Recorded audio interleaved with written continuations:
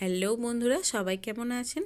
Piu cooking পেশনে সকলকে স্বাগত জানিয়ে আজকে আবারও একটা নতুন রেসিপি নিয়ে চলে এসেছি। সাথে আমি আপনাদের আজকে এটা দেখাবো যে আমলকির মোরব্বা কিভাবে বানিয়ে সারা বছর সংরক্ষণ করে রাখতে পারেন। প্রত্যেক দিনের নিত্য নতুন রেসিপি পেতে অবশ্যই আমার চ্যানেলটিকে সাবস্ক্রাইব করতে ভুলবেন না। সাবস্ক্রাইব করে পাশে থাকা বেল ঘন্টিটাতে ক্লিক করে অল অপশানটাতে ক্লিক করে রাখবেন, যাতে প্রত্যেক দিনের নিত্য নতুন রেসিপি সবার প্রথম আপনাদের কাছেই পৌঁছে যায়। তাহলে চলুন এবার রেসিপিটা শুরু করা যাক। রেসিপিটা বানানোর জন্য আমি প্রথমেই একদম ফ্রেশ আমলকি 500 গ্রাম নিয়ে নিয়েছি।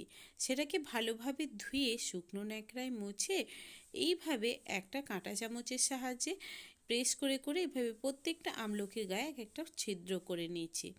এটা আমলকির মোরব্বাও বানানোর জন্য এই প্রসেসটা করা কিন্তু খুবই ইম্পর্ট্যান্ট।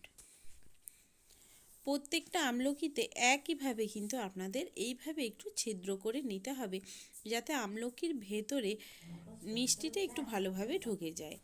প্রত্যেকটা আমলকির গায়ে বেশ ভালোভাবে এরকম ছিদ্র করে নিতে হবে। এরকম ছিদ্র না করলে কিন্তু রেসিপিটা ভালোভাবে হবে না। এইটুকু টাইম একটু ধৈর্য ধরে ছিদ্র করে নিয়ে অন্যদিকে একটা পাত্রে আমি জল গরম চাপিয়ে দিয়েছিলাম, আর সেই জল গরমের মধ্যেই আমি দিয়ে দিলাম আমলকিগুলো। লো টু মিডিয়াম ফ্লেমে গ্যাসটাকে রেখে আমলকিগুলোকে ভালোভাবে বয়েল করে নিতে হবে, যতক্ষণ না আমলকিগুলোর এইভাবে কালার চেঞ্জ হয়ে যাচ্ছে, সাথে আমলকিগুলো নরম হয়ে যাচ্ছে। দেখুন আমলকির গায়ে যে দাগগুলো থাকে সেই বরাবর অটোমেটিক্যালি এইভাবে আমলকিটা ছেড়ে আসবে। এর থেকে বেশি সেদ্ধ করলে কিন্তু আপনারা মোরব্বাটা বানাতে পারবেন না। সেই কারণে এই পর্যায়ে ইমিডিয়েটলি এটা গরম জল থেকে ভালোভাবে ছেঁকে তুলে নিতে হবে। এইভাবে ছেঁকে একটা ছান্তার সাহায্যে আমি এটাকে তুলে নিচ্ছি। আর প্রসেসটা কিন্তু খুব তাড়াতাড়ি করতে হবে, যত বেশিক্ষণ রাখবেন তত আমলকিগুলো ওভার বয়েল হয়ে যাবে। আমলকিগুলো ছেঁকে নেওয়া হয়ে গেলে কিন্তু আমলকি সেদ্ধ করা এই জলটা আপনারা ফেলবেন না। জলটা ঠান্ডা করে পরের দিন চুল এই জলটাতে ধুয়ে নিতে পারেন। এতে হেয়ার ফলও বন্ধ হয়ে যায়, চুলের গ্রোথও হয়, সাথে শাইনও করে। আমলকির জলটা কিন্তু খুবই উপকারী। যদিও আমলকি আমাদের শরীরের জন্য, ত্বকের জন্য বা চুলের জন্য সমস্ত কিছুর জন্য খুবই উপকারী, তাই আমলকির কোনো কিছুই ফেলা যায় না বীজটা ছাড়া। এদিকে আমি একটা পাত্র গ্যাসের উপর চাপিয়ে দিয়েছি, গ্যাসটাকে লো ফ্লেমে রেখে। এই পাত্রের মধ্যে আগের থেকেই গুঁড়ো করে রাখা মিছরিটা আমি দিয়ে দিচ্ছি। হ্যাঁ, আমি এখানে মিছরি ইউজ করেছি, আপনারা চাইলে সুগার দিয়েও করতে পারেন। যেহেতু সুগার আমাদের শরীরের জন্য খুবই ক্ষতি, সেই কারণে আমি এখানে মিছরি ইউজ করেছি। আপনারাও চেষ্টা করবেন মিছরি ইউজ করার। মিছরি যে কোনো মুদিখানার দোকানেই পেয়ে যাবেন। এবার দেখুন এইভাবে আমি প্রত্যেকটা আমলকি একটা একটা করে চিনির ওপর দিয়ে দেবো। আমলকিগুলো যথেষ্টই নরম হয়ে গেছে, তাই খুবই সাবধানে একটা একটা করেই দিতে হবে। আর রান্নাটা করার সময় কিন্তু একদমই বেশি নাড়াচাড়া করা যাবে না। প্রত্যেকটা আমলকি এইভাবে দেওয়া হয়ে গেছে। এবার যাতে তাড়াতাড়ি চিনিটা গলে যায়, সেই কারণে আমি এখানে 2 টেবিল স্পুন জল দিয়ে দিচ্ছি। 2 টেবিল স্পুনই দিচ্ছি, আপনারা চাইলে কম বেশি করতে পারেন, তবে যেই পরিমাণ আমলকি থাকবে সেই পরিমাণেই জল কম বেশি করবেন। এখানে কিন্তু জল একদমই বেশি ইউজ করা যাবে না।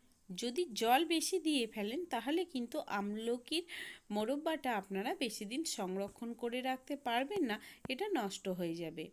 এইভাবে গ্যাসের ফ্লেমটা লোতে রেখে পুরো রান্নাটা হবে। টেস্টের জন্য আমি এখানে ব্ল্যাক সল্ট দিয়ে দিচ্ছি, সাথে দিয়ে দিচ্ছি নর্মাল হোয়াইট লবণ। যে লবণটা আপনারা রান্নায় ইউজ করেন সেটাও দিয়ে দেবেন, আর সাথে দিয়ে দেবেন ব্ল্যাক সল্ট। এটা কিন্তু আপনারা নিজেদের টেস্ট অনুযায়ী দেবেন, তবে খুব বেশি দেওয়ার দরকার নেই। 500 গ্রাম আমলকির জন্য half tablespoon black salt, আর নর্মাল যে সল্টটা রান্নায় কাজে লাগে সেই সল্টটাও এখানে আপনারা হাফ টেবিল স্পুনই দিয়ে দেবেন। দেখুন এখন কিন্তু আমাদের আমলকিটাই একদম মোরব্বার মতো কালার চলে এসেছে। এই পর্যায়টা কিন্তু খুব ইম্পর্টেন্ট। খুব ভালোভাবে লক্ষ্য করবেন, যদি বেশি এর থেকে কালো হয়ে যায় তাহলে কিন্তু খাবারটা একদম নষ্ট হয়ে যাবে। ঠিক এই পর্যায়ে গ্যাসের ফ্লেমটা বন্ধ করে দিতে হবে। গ্যাসের ফ্লেমটা বন্ধ করে দিয়েছি, দেখুন কালারটা কত ভালো এসেছে। মোরব্বাটা এখন পারফেক্টলি রেডি হয়ে গেছে। যে এক দুটো আমলকি বেশি সেদ্ধ হয়ে গেছিলো সেইগুলো এইভাবে ফেটে মাঝখান থেকে বীজটা বেরিয়ে এসেছে, যদিও এতে কোনো অসুবিধা নেই। এই আমলকিটা কিন্তু এবার আপনারা সারা বছরের জন্য সংরক্ষণ করে রেখে দিতে পারেন।